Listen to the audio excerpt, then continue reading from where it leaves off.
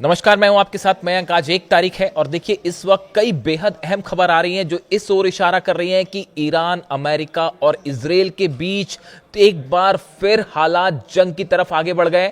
देखिए 3-4 अलग अलग खबरों पर बात होगी। एक तो ये सबसे अहम खबर कि इराक में अमेरिकी एम्बेसी को निशाना बनाया गया है और ये बताया जा रहा है कि 10 से ज्यादा ड्रोन बगदाद में अमेरिकी एम्बेसी के ऊपर दिखाई दिए। उसके बाद करीब 5 से 6 धमाके अमेरिकी एम्बेसी के बेहद करीब हुए हैं। अब देखिए ये ड्रोन अटैक्स थे, इस बारे में अभी कुछ नहीं कहा गया कि ये ड्रोन क्या ईरान ने भेजे थे, क्या ईरान की तरफ से ये स्ट्राइक हुई या ईरान के समर्थित जो गुट हैं इराक में उनकी तरफ से ये स्ट्राइक की गई। लेकिन जो हालात इस समय इराक में हैं वो इस ओर इशारा कर रहे हैं कि इराक में एक बार फिर अमेरिकी सोल्जर्स और अमेरिकी एम्बेसी जो है वो निशाने पर है।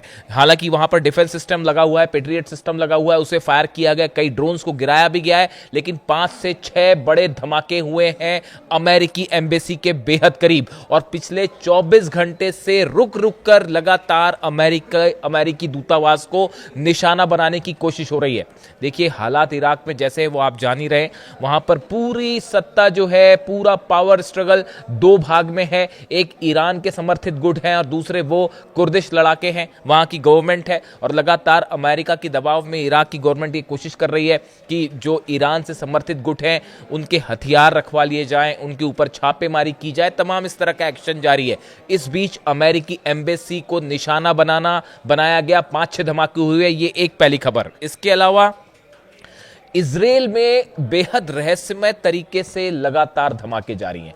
देखिए हाइफा में एक गाड़ी फटने की तस्वीर सामने आई है, वहां एक कार में जबरदस्त ब्लास्ट हुआ। उसके बाद हाइफा में वहां पर जहां ब्लास्ट हुआ उसके आसपास कई वाहन खड़े हुए थे जो आग की चपेट में आ गए। जाफा और होलोन में आपने देखा कि 48 घंटे पहले करीब जाफा और होलोन में भी इसी तरह से कार में धमाके हुए थे।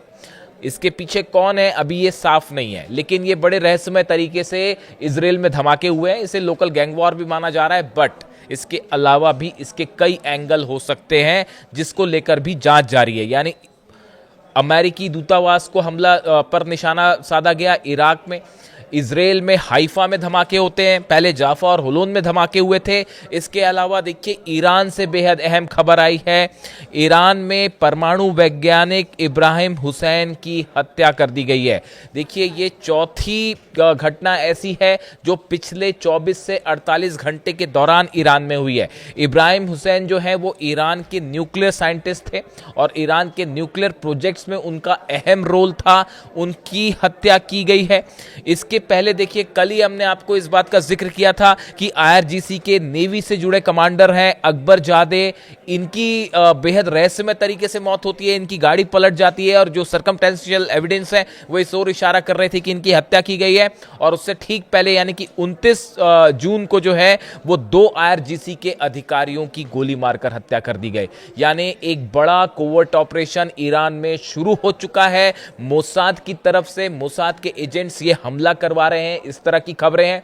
ईरान ने हाल ही में कई बड़े एक ग्रुप था मोसाद एजेंट्स का जो एंटर करने की कोशिश कर रहा था ईरान में, उसको पकड़ा गया है, इस तरह की भी खबर आ रही है। ये मूवमेंट भी इराक और ईरान बॉर्डर पर हुआ है। और इस बीच देखिए लगातार यानी 48 घंटे में 4 बड़े अधिकारियों की ईरान में हत्या कर दी गई है, इस तरह की खबरें हैं। अब देखिए आप हालात कैसे हैं। इराक में अमेरिकी एम्बेसी पर हमला होते हैं, इजराइल में लगातार धमाके हो रहे हैं, ईरान में जो है वो 4 बड़े अधिकारियों की, एक न्यूक्लियर साइंटिस्ट हैं, इनकी जो है इनकी हत्या हो जाती है। आप देखिए लगातार गजा में हमले हो रहे हैं। गजा में हमास से जुड़े कमांडर को मिसाइल से टारगेट करके धमाका किया गया जिसमें मौत हो गई है कई लोगों की, इस तरह की खबरें सामने आ रही हैं। लेबनान में लगातार हमले जारी हैं, सीरिया में लगातार हमले जारी है। यानी एक बार फिर इजराइल ने अपने सारे फ्रंट्स खोल दिए हैं। ये डेवलपमेंट पिछले 2 दिन के अंदर का है। इसी बीच नेतन्याहू का लेटेस्ट जो बयान सामने आया है, उन्होंने कहा है ईरान और ईरान के जितने सहयोगी हैं वो हुती, हमास और हिजबुल्लाह की बात कर रहे हैं, सबसे जंग अभी बाकी है। ये बयान नेतन्याहू का आया है। उन्होंने कहा है कि ईरान के जितने प्रॉक्सीज हैं, वो प्रॉक्सी वर्ड का इस्तेमाल करते हैं, ईरान के जितने प्रॉक्सी संगठन हैं, हमास, हुती, हिजबुल्लाह, इन सब को हम खत्म कर देंगे। इसके बाद उन्होंने एक बार फिर इस बात को दोहराया कि ईरान को परमाणु हथियार हासिल नहीं करने दिए जाएंगे। इस तरह के डेवलपमेंट्स, इस तरह के बयान जो है वो नेतन्याहू की तरफ से आए हैं। इसके अलावा एक बड़ी खबर है, देखिए वॉल स्ट्रीट जर्नल की तरफ से ये खबर आई है कि अमेरिका ने एक बड़ा प्लान तैयार कर लिया है कि कैसे ईरान पर हमला किया जाए। और जो वॉल स्ट्रीट जर्नल की तरफ से खबर है कि Dan Caine joint chief of staff है, उनसे और पीट हेग्सेथ से डोनाल्ड ट्रंप ने मुलाकात की है। और शायद एक बात दोहा में देखिए बातचीत किस लेवल की हो रही है, डायरेक्ट बातचीत तो कोई हो नहीं रही, हालांकि दोनों देशों के रिप्रेजेंटेटिव हैं वहां पर। दोहा से क्या निकल के आएगा क्या पता, कुछ कहा नहीं जा सकता। मतलब ये मान के चल रहा है, खुद ईरान ये मान के चल रहा है कि सिर्फ 20% संभावना है कि ये एमओयू आगे बढ़ सकता है। जो लेटेस्ट खबर आई है ईरान से, ईरान के जो अधिकारी हैं खास तौर पर आईआरजीसी से जुड़े, वो ये मान के चल रहे हैं कि सिर्फ 20% चांसेस है कि एमओयू और बातचीत सफल हो पाएगी और 80% संभावना है कि एक बार फिर जंग होगी। और इस जंग के लिए ईरान ने बड़ी तैयारी शुरू कर दी। बताया जा रहा है कि हाल ही में जो 40 दिन की जंग हुई सीजफायर के पहले, इससे बड़ी तैयारी में ईरान जुट गया है। खास तौर पर इजराइल को लेकर बताया जा रहा है कि इजराइल की तरफ से हमले हो सकते हैं। इस तरह की खबरें हैं। देखिए जो बयान आए, देखिए जो इजराइल के डिफेंस मिनिस्टर हैं, ये इनका कल जो बयान आया था, इन्होंने कहा था कि हम 24 घंटे में ईरान पर हमले के लिए हम तैयार हैं। इजराइल कार्ड्स जो रक्षा मंत्री हैं उनका बयान आया था। उसके अलावा आप देखिए जो बयान आ रहे हैं खास तौर पर दोहा को लेकर या जो एमओयू है इसको लेकर, इसके इनमें जो बयान आए हैं, इसमें एक तरफ मार्को रूबियो अमेरिका के विदेश मंत्री, इनका जिस तरह से खाड़ी देशों का दौरा हुआ और इन्होंने बहरीन में जो बयान दिया, और बहरीन में इनके साथ जो बाकी खाड़ी देशों के विदेश मंत्री थे, उनका ये कहना कि हॉर्मूज में किसी भी तरह का स्थिति में परिवर्तन स्वीकार नहीं किया जाएगा, ईरान को किसी कीमत पर हम यहाँ से किसी तरह का टैक्स या किसी तरह का चार्ज नहीं लेने देंगे। ये वो बयान है जो इस ओर इशारा कर रहे हैं कि अमेरिका खाड़ी देशों को अपने साथ लाने की एक बड़ी कोशिश कर रहा है, जिसका असर ओमान पर भी देखने को मिला। ओमान ने जिस तरह से एक हॉर्मूज में नया रास्ता बनाने की कोशिश की और वहां से जहाज निकालने की कोशिश की, और उसके बाद आईआरजीसी ने हमले किए वहां पर अलग अलग 3 जहाज़ों पर। अभी एक और लेटेस्ट खबर है कि एक और जहाज़ पर हमला कर दिया गया है, उसकी डिटेल सामने आएगी तो मैं आपको बताऊंगा। जो खबरें आ रही हैं हॉर्मूज में, वहां पर एक और जहाज़ जो कि बिना ईरान की सेना के संपर्क के पार करने की कोशिश में था, उस पर हमला कर दिया गया है। इस तरह की खबरें हैं। तो ईरान ने हमले शुरू किए, उसके बाद ये नए रूट वाली स्थिति जो है वो फिलहाल रुक गई है और एक बार फिर जहाज वहां से ईरान की परमिशन के साथ ही निकल पा रहे हैं, यानी हॉर्मूज पर अपना कंट्रोल ईरान ने फिर साबित कर दिया है। अब इस बीच देखिए एक तरफ मार्को रूबियो के बयान है, अमेरिका के विदेश मंत्री के, अमेरिका के उपराष्ट्रपति जेडी वेंस के बयान है जो लगातार डील की बात कर रहे हैं या एमओयू की बात कर रहे हैं। इसी को लेकर ईरान की तरफ से ये बयान आया है। ईरान का ये कहना है कि मार्को रूबियो अमेरिका के विदेश मंत्री कुछ बात करते हैं और जबकि उपराष्ट्रपति जेडी वेंस कुछ और बात कर रहे हैं। दोनों के बयानों में इतना ज्यादा अंतर है, एक तरफ लगातार ईरान के खिलाफ अरब देशों को भड़काने की कोशिश हो रही है और दूसरी तरफ एमओयू की भी बात हो रही है, डील की भी बात हो रही है। तो ये विरोधाभास वाली स्थिति आगे नहीं चल सकती। ईरान की तरफ से बात साफ कर दी गई है। पहले तो $6 बिलियन को लेकर जो है वो मामला फंसा हुआ है। ईरान की तरफ से बात कही गई कि आप पहले ये अमाउंट हमारा रिलीज करिए, उसके बाद ही आगे बात बढ़ेगी।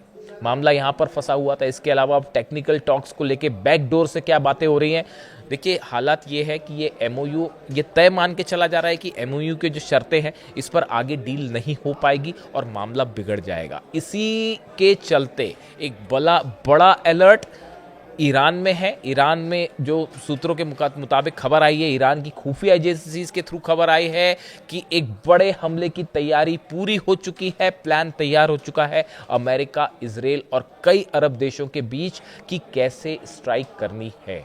और इसको लेकर ईरान इस बात को भलीभांति समझता है और यही वजह है कि बड़ी संख्या में बताया जा रहा है मिसाइल मूवमेंट। मैं आपको एक अगले वीडियो में इस पर अलग से बात कर दूंगा, लेकिन ईरान में जंग की तैयारी उसी सिचुएशन में पहुंच गई है जो 40 दिन के जंग के पहले थी।